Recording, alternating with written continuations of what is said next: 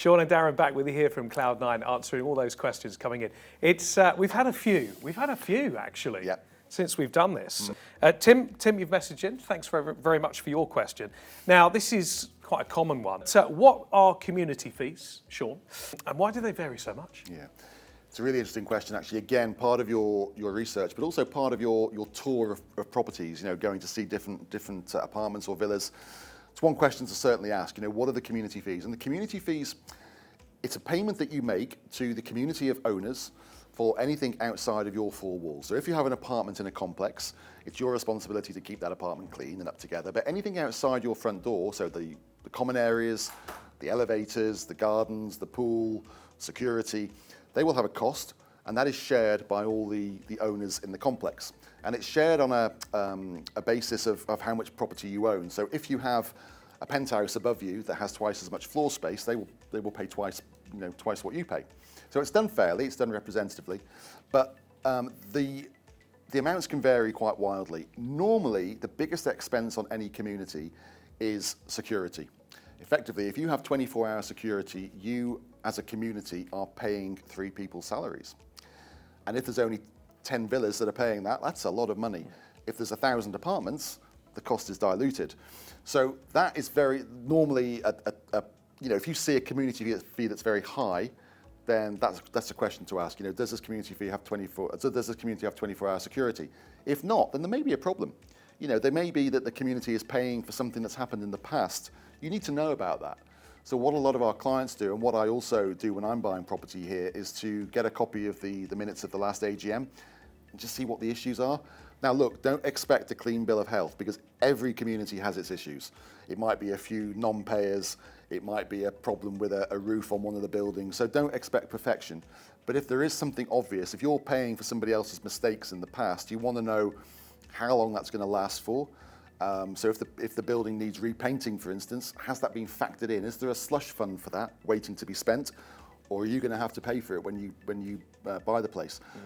All those things are important. Normally, when we look at community fees, and normally we can see, yeah, that's about right, or ooh, that looks a bit toppy, and we'll advise you on that and help you through that. There's normally a good reason. Yeah, sure. Now, speaking of fees, here's a big one we often get. What are IBI and Basura Okay, fees? I'm not even going to try and give you the Spanish version of IBI, but it's like a town hall tax. So you pay the IBI normally once a year, and it will be dependent on where your property is located. So for instance, if you have a property in the municipality of Marbella, you'll probably pay a lot more IBI than you would if you had your property in Benavis.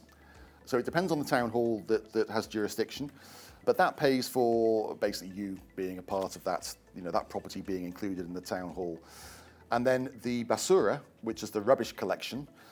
I was on my way home last night, about 11:30, and they were emptying the bins. I mean, can you imagine that in England? Yeah, yeah, but it's done every day, isn't it? Every day. It's brilliant, and you could put anything. I know. It's great. Yeah. It's incredible. Yeah. And the Basura normally ranges between, the top end would be about €200 a year.